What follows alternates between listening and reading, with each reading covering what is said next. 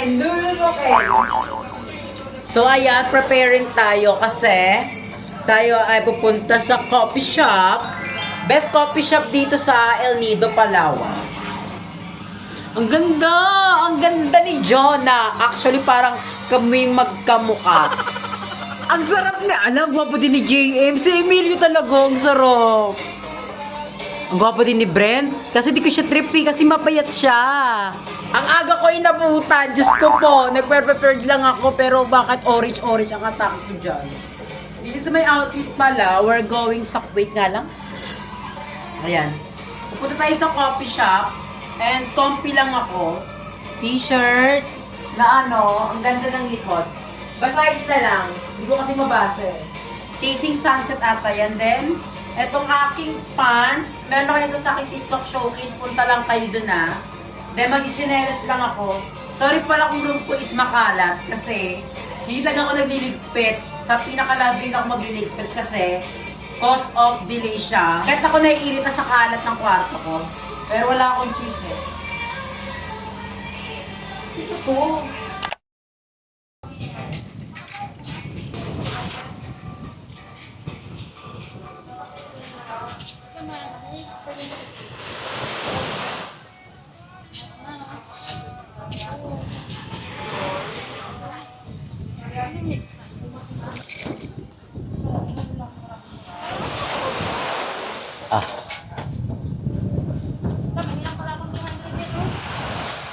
Here's our order. Tapa.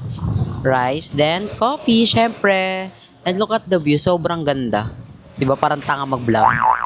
Let's eat. Mukha namang masarap to. I love tapa. Sarap ng sausawan. Maatim.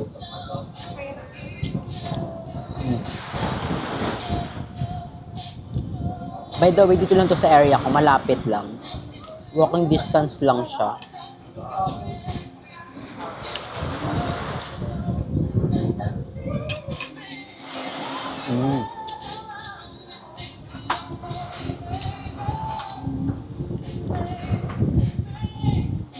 Huwag muna kayo mag-focus sa mukha ko. Baka maumay kayo.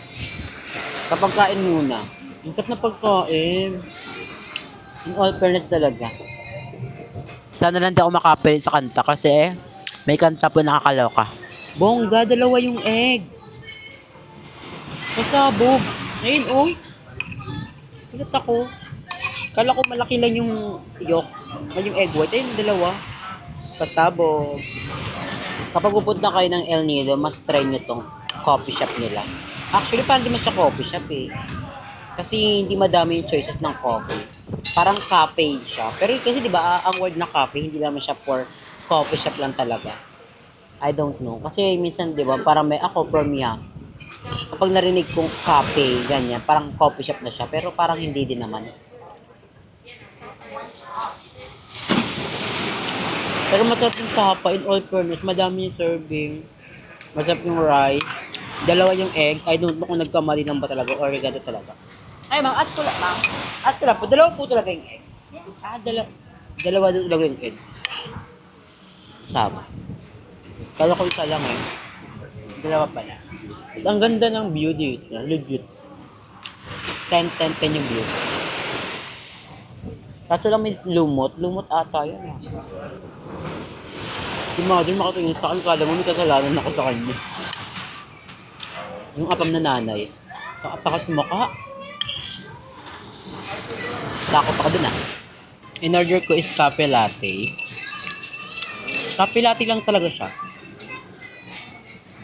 Brewed, coffee, and then milk. 1:1. Ganun yung ano, cafe latte. Masabog. Oh my God! Uuwi na tayo ng Manila. Parang nagkaka-separate anxiety ako ngayon. Parang bitin yung aking vacation. Pero ganun pa man, nasulit ko naman siya. Pero parang may kulang talaga. So, uwi na tayo mga mama. And as you can see, sobrang, ayan na po lahat ng kalat ko na pag-i-stay ko dito.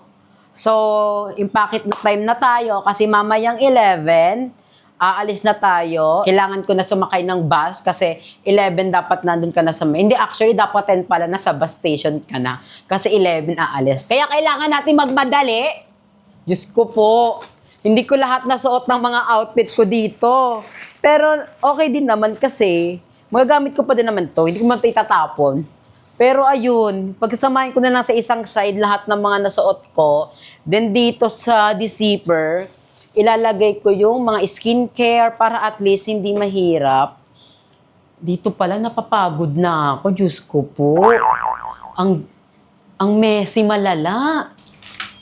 Ito yung pinakaayaw ko pag aalis na kasi, alam mo yon, hindi ko na alam yung gagawin ko.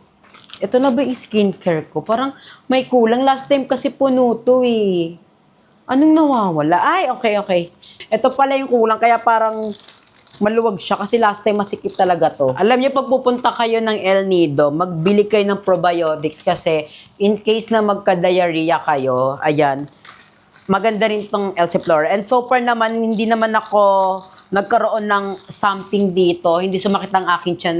Kasi dito sa El Nido, dapat talaga kapag pupunta ka, lagi kang may bottled water. Huwag kang iinom ng tap water kasi yung tap water dito, madumi daw. Ayun yung pagkakaalam ko dati ha. Diyan ko na lang isiksik itong mga aking skincare, lahat ng mga pampaprush ko. Etong pabango ni Jonah Larman na Roma Valentina. Asan yung isa pang pabango? Ayan. Itong label, ito yung dadalihin ko. Itong Valentina and Roma, ilalagay ko na sa maleta para at least hindi na siya hassle.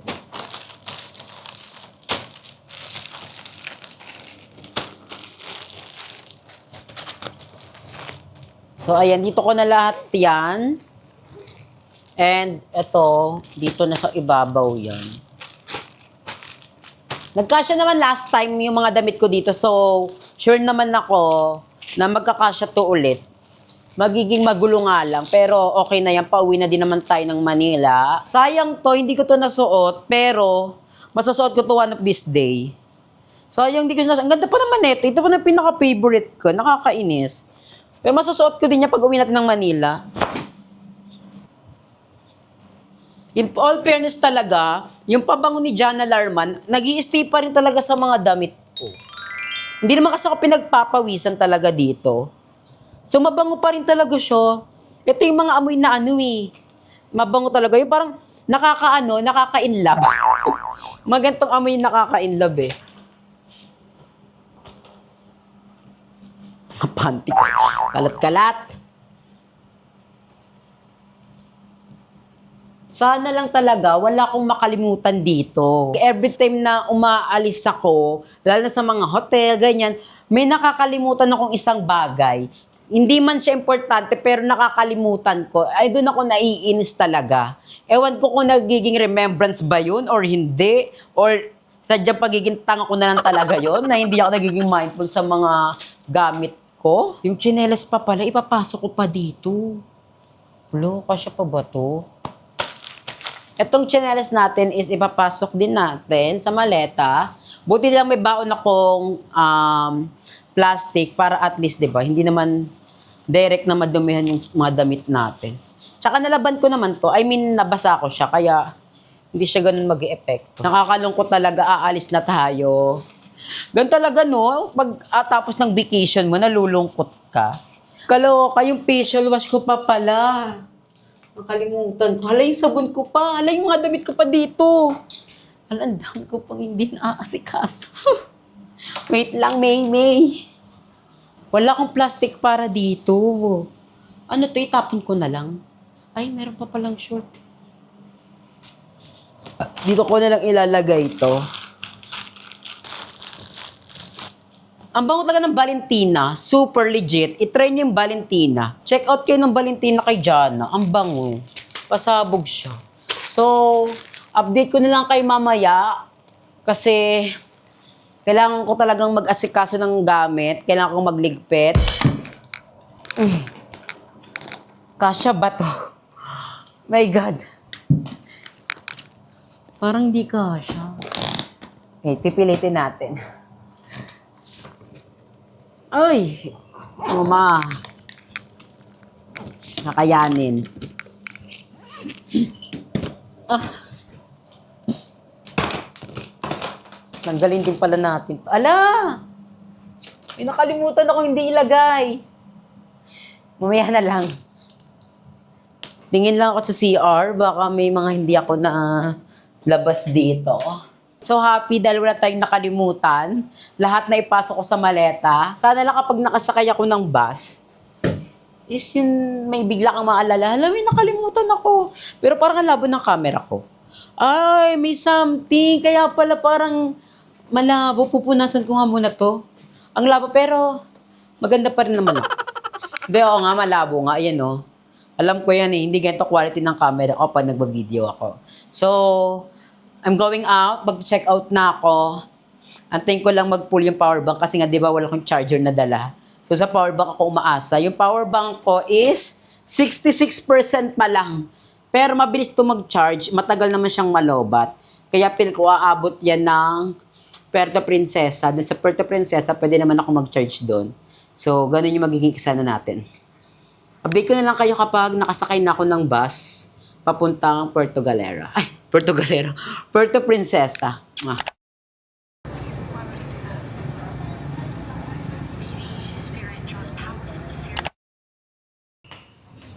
So, ayan, finally. Andito tayo sa my Puerto. Nagugutom ako. Hindi kasi ako kumain kanina nung nag-bus stop kami. Bus stop tuloy. Stop over kami. Kasi nga, sabi ko, dito ako kakain. Kasi ito, malapit lang to sa airport.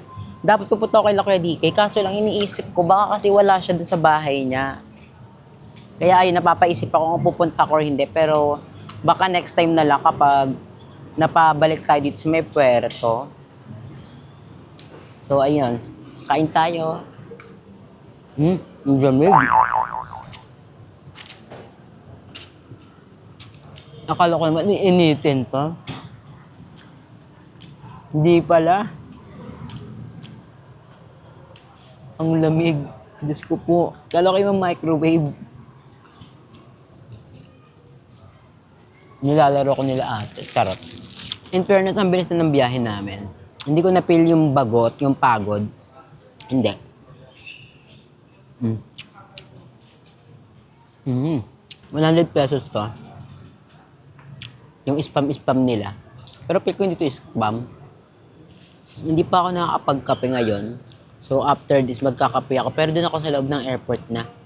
Kasi, lobot na din ako. Meron kasi ng charging station. So, habang, alam mo yun, nag-charge tayo, uminom tayo ng kape. Nababother ako sa, chapchae nila. Ang lamig. Malamig kasi sa loob. So, kala ko naman, yung microwave nila to. Hindi naman pala.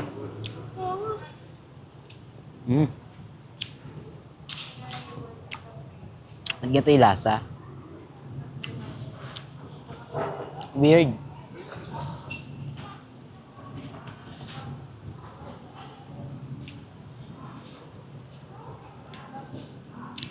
Hindi ko siya ma-explain. Dito na natatapos ang ating El Nido Palawan vlog. Enjoy naman ako. Happy naman ako. Sana nga nag-stay pa ako na mas matagal. Kaso wala eh. Nakapagbukas ako eh. Hindi man pwedeng i-cancel ko yung booking ko. Diba?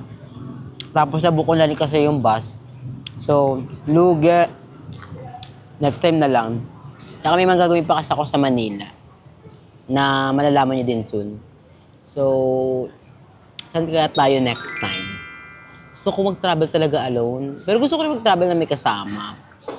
Depende na lang. Pwede ba makahingi ng gochujang? Walang gochujang. Pwede ba makahingi ng bawal? Yung pang red face? Plato po? Hindi. Gochujang. Yung red face po. So ayan, inaantok talaga ako legit. Alas 10 pa yung flight ko.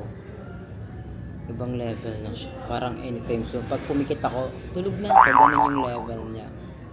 Pero, anong gagawin ko? Wala naman ako magagawa. Order ako ng coffee. Din ako sa may tawag niyan, sa may airport magkakape kasi naisip ko, kasi mababagot ako doon. So, dito na lang ako para kahit paano. Marami ako nakikita ambience. So, coffee muna tayo. Dito kami dati tabig nila Jessica nung pauwi kami galing Manila. Tapos every time na pauwi kami ng Manila, dito kami nagkakape. Update lang, andito na ako sa loob ng Puerto Princesa Airport. Nakapag-check-in na din ako and inaantay ko na lang mag-open yung aking boarding gate. Nakakaloka, inaantok na talaga ako. Anytime soon, Diyos ko po, nakakaloka. Antok na ako, te. Ibang level. Malito. Gusto ko sana mag-sleep. Kaso lang, baka pag nag-sleep ako, magulat ako, nakalipad na yung aeroplano sa sasakyan ko. So, hindi yung pwede. Lalo na pag antok ako, minsan mahimbing tulog ko. Kahit saan mo kayo pwesto, pag antok ako, makakatulog talaga ako niyan. Mahimbing tulog ko niyan. Pero ayun, dahil syempre, hindi ako pwede matulog, tinitiis ko tong antok ko. Nililibang ko yung sarili ko. And yung pala, share ko din pala, sobrang helpful talaga na kapag magta-travel kayo is meron kang power bank. Legit. Kaya kayo mga mama, kapag magta-travel kayo, make sure nyo may dala kayong power bank. Ang hirap kapag walang dalang power bank. Lalo na ngayon na yung cellphone ko is mabilis malobat kasi since 2021, walang palit-palit yung battery neto. Ang battery health na lang neto is nasa 65 na lang. So, mabilis siyang malobat. Kaya, super helpful talaga tong power bank na to. Kasi, mas napapatagal niya yung battery life ng aking cellphone. Sumusuko na yung cellphone ko eh. Parang nagmumura na siya. Napalitan mo na ako, itapon mo na ako, mag-upgrade ka na. Pero sabi ko, hindi. Hanggang kaya mo pipilitin. Soon, sana makapag-travel tayo sa iba pang part ng Pilipinas or sana out of the country, di ba? Let's see. Pray natin kay God. I-manifest natin yan. Sana di tayo may evil eye. Antok na ako, grabe. Feel ko talaga sa airplane, pag upo ko pa lang, tulog na ako. Buti na talaga, letter D ako, nasa aisles ako. Aisle. Ako nakaupo. Basta ang spelling nun, A-I-S-L-E. Paano ba pagkakabasa? Aisles? Aisle. Hindi, alam ko naman yan. Minsan kasi nababaliw lang yung utak ko eh.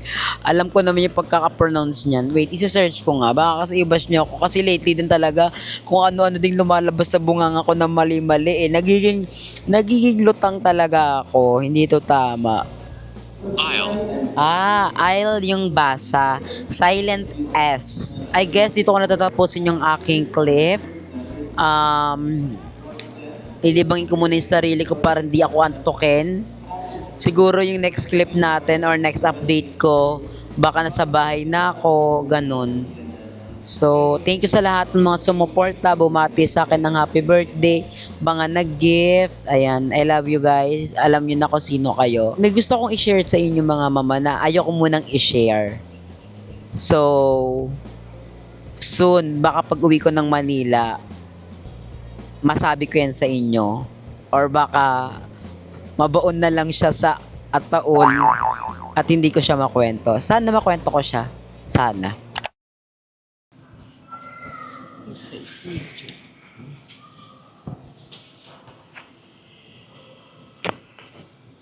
May size small kayo neto, ma'am? Medium na lang. Kasi ba medium? Parang masyadong malaki sa akin. Meron kayo mga ibang design, ma'am, na small size? Ay, ayan. Ayan yung gusto kong small. Ayan. I love it. Hindi ba ito natatanggal, ma'am? Washable naman ito, no? Yes po. Shampoo naman po siya. So, isang order neto, ma'am. Ito ba yung tinitingnan ko? Ito nga. So, ito. Bibili tayo ng t-shirt. Ito, ang ganda ng design. Na-realize ko kasi wala pa pala ako nabibiling souvenir para sa sarili ko. So, ayan, bumili ako nito. Ang ganda. Pasabog, pang bahay lang. Or pwedeng ibig ko kay mama, ganun. So, bili tayo ng isa. Ang ganda sana yung napili ko, kaso walang medium. Ay, walang small. Ito maganda na to. Ito yung titingnan ko kanina pa. Sige ma'am, kunin ko na po. Ah,